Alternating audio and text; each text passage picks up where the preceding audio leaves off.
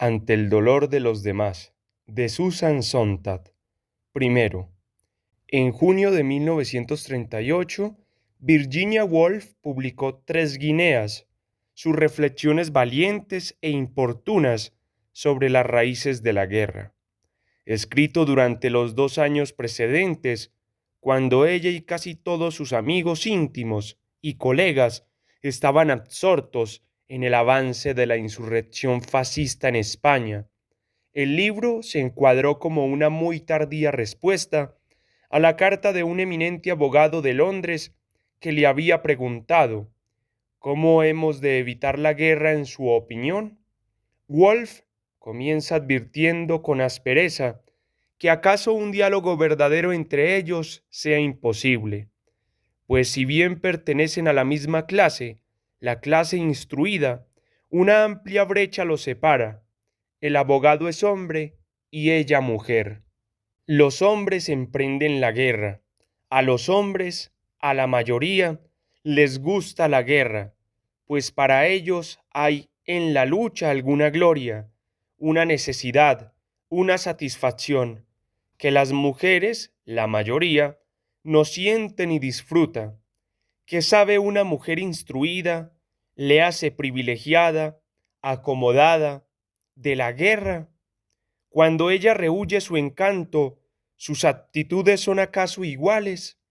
Pongamos a prueba esta dificultad de comunicación, propone Woolf, mirando juntos imágenes de la guerra.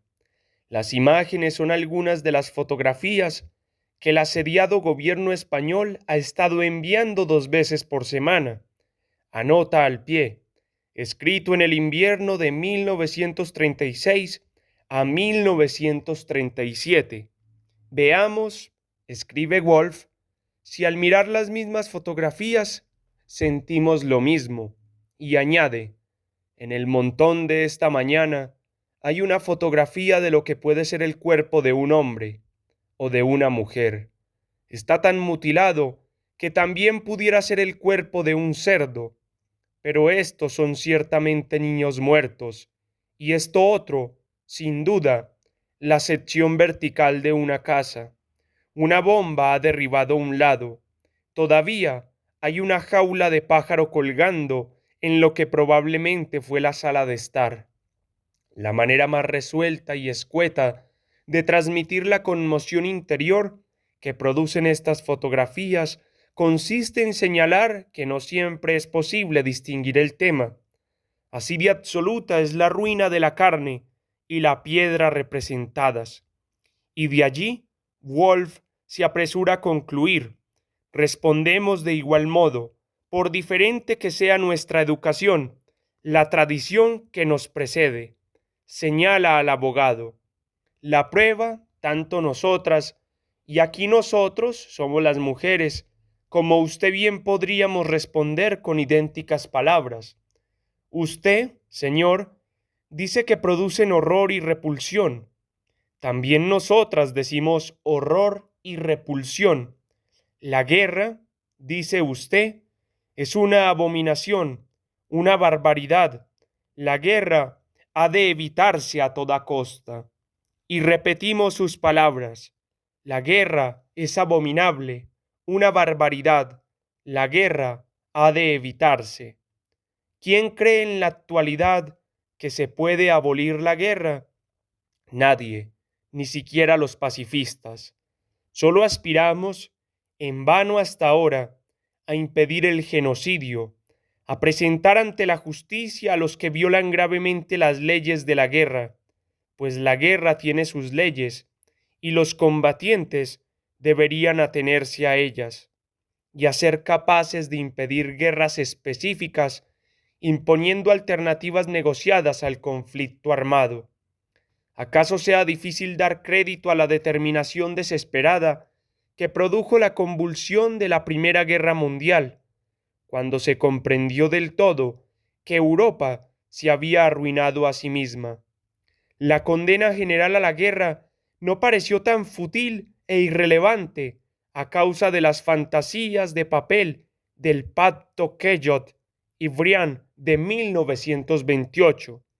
en el que 15 naciones importantes, entre ellas Estados Unidos, Francia, Gran Bretaña, Alemania, Italia y Japón, renunciaron solemnemente a la guerra como instrumento de su política nacional. Incluso Freud y Einstein fueron atraídos al debate en 1932 con un intercambio público de cartas titulado ¿Por qué la guerra? Tres guineas de Woolf, publicado hacia el final de casi 2 decenios de plañideras denuncias de la guerra, propuso un original enfoque, lo cual lo convirtió en el menos bien recibido de todos sus libros, sobre algo que se tenía por demasiado evidente o inoportuno para ser mencionado, y mucho menos cavilado, que la guerra es un juego de hombres, que la máquina de matar tiene sexo y es masculino. Sin embargo, la temeraria versión de Woolf de ¿Por qué la guerra? No hace que su rechazo sea menos convencional en su retórica, en sus recapitulaciones, plenas de frases reiterativas, y las fotografías de las víctimas de la guerra son en sí mismas una suerte de retórica. Reiteran, simplifican, agitan, crean la ilusión de consenso. Cuando invoca esta hipotética vivencia compartida, vemos con usted los mismos cuerpos muertos, las mismas casas derruidas. Woolf profesa la creencia de que la conmoción creada por semejantes fotos no puede sino unir a la gente de buena voluntad.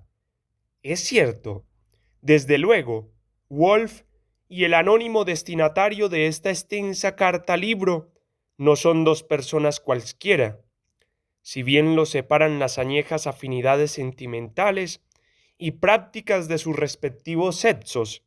Como Woolf le ha recordado, el abogado no es en absoluto el estereotipo del macho belicista. No están más en entredicho sus opiniones contra la guerra que las de ella. Pues en definitiva, la pregunta no fue ¿qué reflexión le merece a usted evitar la guerra?, sino ¿cómo hemos de impedir la guerra en su opinión? Este nosotros es lo que Woolf recusa al comienzo de su libro. Se niega a conceder que su interlocutor lo dé por supuesto, pero acaba asumiéndose, tras las páginas dedicadas a la cuestión feminista, en este nosotros. No debería suponerse un nosotros cuando el tema es la mirada al dolor de los demás. ¿Quiénes son el nosotros al que se dirigen esas fotos conmocionantes? Ese nosotros incluiría no únicamente a los simpatizantes de una nación más bien pequeña o a un pueblo apátrida que lucha por su vida, sino a quienes están solo en apariencia preocupados, un colectivo mucho mayor, por alguna guerra excretable que tiene lugar en otro país. Las fotografías son un medio que dota de realidad, o de mayor realidad, a asuntos que los privilegiados o los meramente indemnes acaso prefieren ignorar. Aquí, sobre la mesa, tenemos las fotografías, escribe Woolf, del experimento mental que le propone al lector y al espectral abogado, el cual es ya bastante eminente, como señala, para ostentar tras su nombre las iniciales JR, jurisconsulto real, y podría o no tratarse de una persona verdadera. Imagínese entonces extendidas las fotografías sueltas sacadas de un sobre que llegó en el correo matutino. Muestran los cuerpos mutilados de niños y adultos. Muestran cómo la guerra expulsa, destruye, rompe y allana el mundo construido. Una bomba ha derribado un lado, escribe Woolf de la casa en una de las fotos. El paisaje urbano, sin duda, no está hecho de carne. Con todo, los edificios cercenados son casi tan elocuentes como los cuerpos en la calle. Kabul, Sarajevo, Mostrar Oriental, Grozny, 6 hectáreas del sur de Manhattan después del 11 de septiembre de 2001.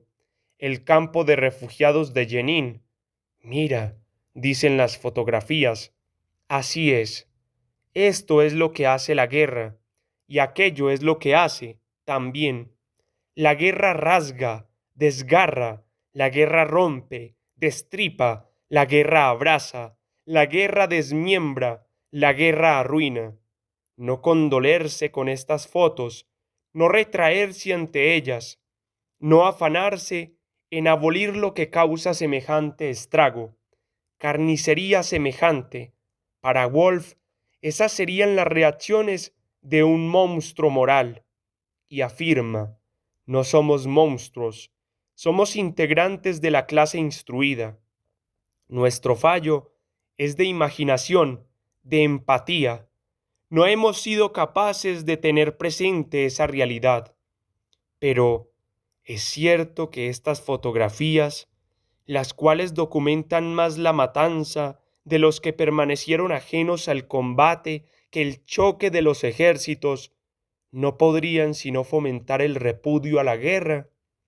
Sin duda, también podrían impulsar un mayor activismo en pro de la República. No era ese su propósito. El acuerdo entre Wolf y el abogado parece solo una mera presunción, pues las espeluznantes fotografías confirman una opinión ya compartida. Si la pregunta hubiese sido ¿cómo podemos contribuir del mejor modo a la defensa de la República Española frente a las fuerzas del fascismo militarista y clerical? Las fotografías acaso habrían fortalecido, en cambio, la convicción de que aquella lucha era justa. Las imágenes que Wolf ha evocado no muestran de hecho lo que hace la guerra propiamente dicha, muestran un modo específico de emprenderla, un modo que en esa época se calificaba rutinariamente de bárbaro y en la cual el blanco son los ciudadanos. El general Franco estaba usando en los bombardeos, masacres y torturas y en el asesinato y mutilación de prisioneros, tácticas idénticas a las que había perfeccionado como comandante en Marruecos en los años 20. En aquel entonces, sus víctimas habían sido los súbditos coloniales de España, de piel más morena e infieles por añadidura, lo cual fue más grato para los poderes imperantes. Ahora las víctimas eran sus compatriotas. Atribuir a las imágenes, como hace Wolf, solo lo que confirma la general repugnancia a la guerra, es apartarse de un vínculo con España en cuanto país con historia.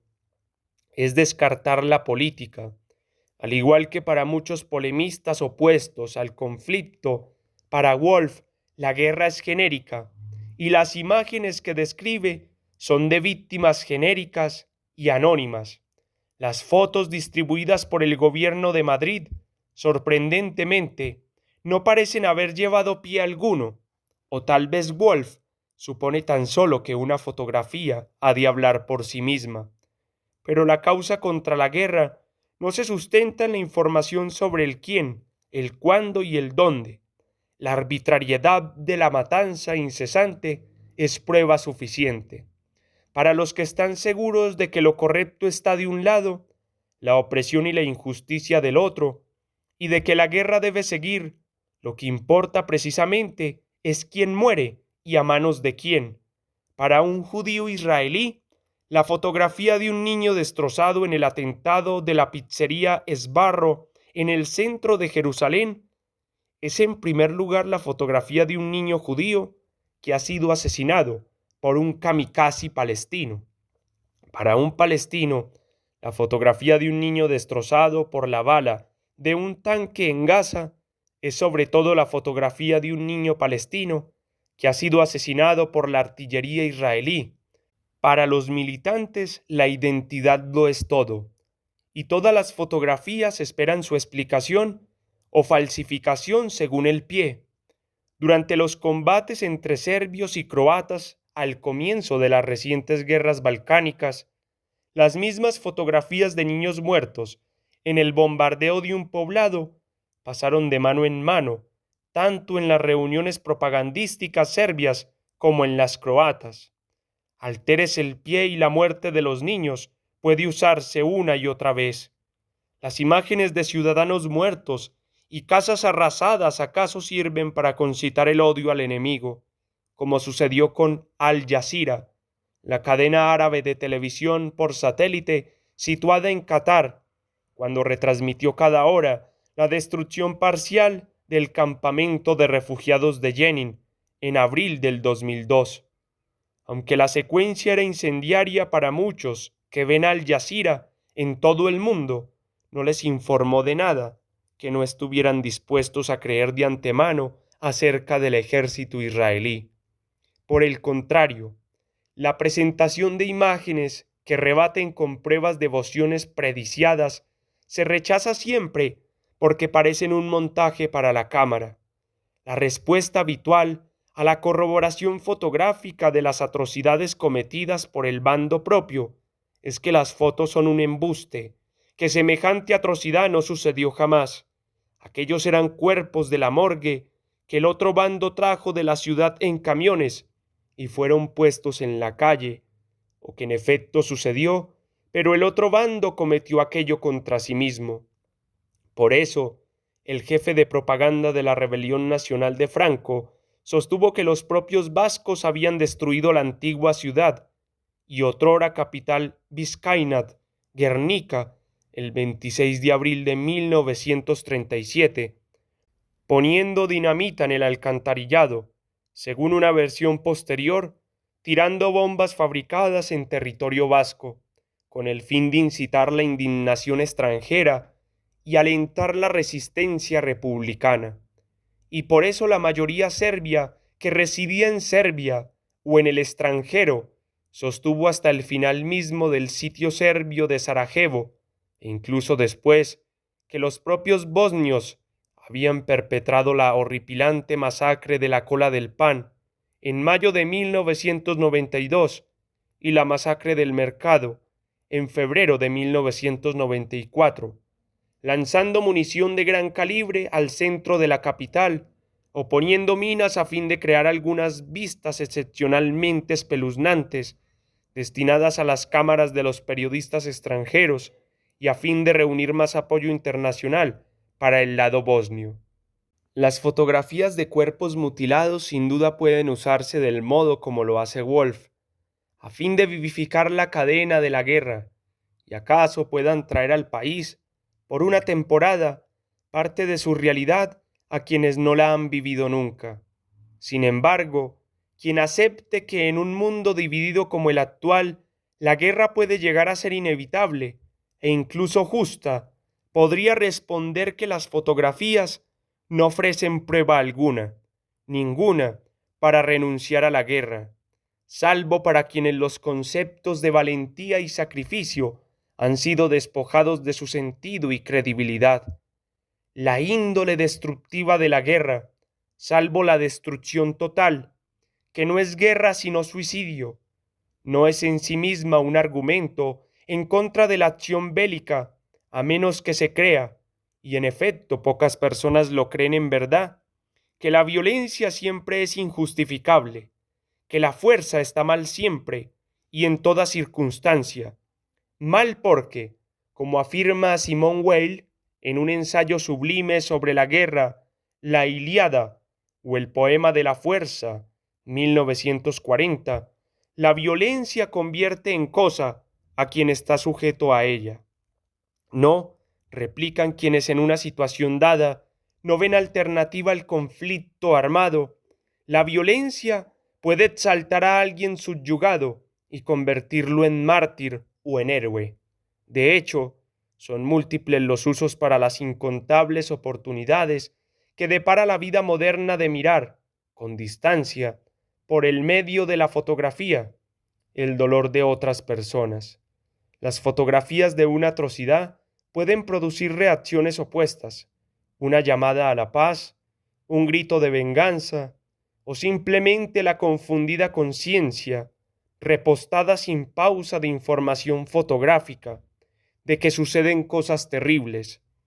¿Quién puede olvidar las 3 fotos en color de Tyler Hitz que New York Times presentó a lo ancho de la primera plana, en la parte superior de su sección diaria, dedicada a la nueva guerra de Estados Unidos, una nación desafiada, el 13 de noviembre de 2001. El tríptico representaba el destino de un soldado talibán de uniforme, herido, que soldados de la Alianza del Norte, en su avance hacia Kabul, habían hallado en una cuneta. Primer panel. Dos de sus captores lo arrastran sobre el dorso. Uno lo ha cogido del brazo, el otro de una pierna, por un camino pedregoso. Segundo panel. La cámara está muy cerca. Rodeado, mira hacia arriba con terror mientras tiran de él para erguirlo. Tercer panel. El instante de la muerte. Supino con sus brazos extendidos y las rodillas dobladas, desnudo y ensangrentado de cintura para abajo, lo remata la turba militar que se ha reunido para masacrarlo. Hace falta estoicismo en provisión suficiente cada mañana para llegar al final del New York Times, dada la probabilidad de ver fotos que podrían provocar el llanto. Y la piedad y repugnancia que inspiran las de Hits no han de distraer la pregunta sobre las fotos, las crueldades y las muertes que nos están mostrando. Durante mucho tiempo, algunas personas creyeron que si el horror podía hacérselo bastante vívido, la mayoría de la gente entendería que la guerra es una atrocidad, una insensatez. 14 años antes de que Wolf publicara Tres Guineas, en 1924, el 10º aniversario de la movilización nacional alemana para la Primera Guerra Mundial, el objetor de conciencia Ernst Friedrich publicó Krieg den Krieg, Guerra contra la Guerra. Es la fotografía como terapia de choque, un álbum con más de 180 imágenes, casi todas obtenidas de archivos médicos y militares alemanes, muchas de las cuales consideraron los censores del gobierno que no podían publicarse mientras continuara la guerra. El libro comienza con fotos de soldados de juguete, cañones de juguete y otras cosas que deleitan a los niños por doquier, y concluye con fotos de cementerios militares. Entre los juguetes y las tumbas, el lector emprende un atormentador viaje fotográfico a través de ruinas, matanzas y degradaciones, páginas de castillos e iglesias destruidos y saqueados, pueblos arrasados, bosques asolados, vapores de pasajeros torpedeados, vehículos despedazados, objetores de conciencia colgados, prostitutas semidesnudas en burdeles militares, tropas agonizantes después de un ataque con gas tóxico, niños armenios esqueléticos. Es penoso mirar casi todas las secuencias de guerra contra la guerra, en especial las fotos de soldados muertos de los distintos ejércitos pudriéndose, amontonados en los campos y caminos y en las trincheras del frente. Pero sin duda, las páginas más insoportables del libro, un conjunto destinado a horripilar y desmoralizar, se encuentran en la sección titulada El rostro de la guerra. 24 primeros planos de soldados con enormes heridas en la cara, y Friedrich no cometió el error de suponer que las desgarradoras y repugnantes fotos hablarían meramente por sí mismas. Cada fotografía tiene un apasionado pie en 4 idiomas: alemán, francés, holandés e inglés, y la perversa ideología militarista es denostada y ridiculizada en cada página. El gobierno y las organizaciones de excombatientes y patrióticas de inmediato denunciaron. En algunas ciudades la policía registró las librerías y se entablaron causas judiciales contra la exhibición de las fotografías. La declaración de guerra contra la guerra de Friedrich, la cual aclamaron escritores, artistas e intelectuales de izquierda, así como las agrupaciones de numerosas ligas opuestas a la guerra, que pronosticaron la influencia decisiva, que el libro ejercería en la opinión pública. Antes de 1930, Guerra contra la Guerra había agotado 10 ediciones en Alemania y había sido traducido a muchos idiomas. En 1938, el año de Tres Guineas de Woolf, el gran cineasta francés Abel Gance mostró en primer plano a una población, en su mayoría oculta, de excombatientes desfigurados espantosamente. Les Gueulets Cossets, los morros rotos, se les apodó en Francia. En el clímax de su nuevo Jacuzet, Gans habría realizado una versión anterior, rudimentaria, de su incomparable película Contra la Guerra, y con el mismo santificado título, entre 1918 y 1919. Como en la última parte del libro de Friedrich, la película de Gans concluye en un nuevo cementerio militar, no solo para recordarnos cuántos millones de jóvenes fueron sacrificados al militarismo y a la ineptitud entre 1914 y 1918, en la guerra vitoriada como la guerra que pondría fin a todas las guerras, sino para formular la sagrada sentencia que estos muertos sin duda habrían pronunciado contra los generales y políticos europeos si hubieran sabido que, 20 años después, otra guerra era inminente. Morts de Ver, levet vos, levantaos, muertos de Verdún, clama el veterano desquiciado que protagoniza la película y el cual repite sus llamamientos en alemán e inglés. Vuestros sacrificios fueron en vano, y la vasta planicie mortuoria vomita sus multitudes. Un ejército de espectros con uniformes podridos y rostros mutilados arrastra los pies, se levanta de sus tumbas y parte en todas direcciones, causando pánico generalizado entre la plebe, ya movilizada para otra guerra paneuropea. Colmad vuestros ojos de este horror. Es lo único que puede deteneros. Clama el loco ante las multitudes de vivos en fuga que lo recompensan con la muerte del mártir, tras la cual se une a sus camaradas muertos, un mar de espectros impasibles arrollando a los amedrentados combatientes venideros, víctimas de la guerra en The Main, la guerra derrotada por el Apocalipsis, y al año siguiente llegó la guerra.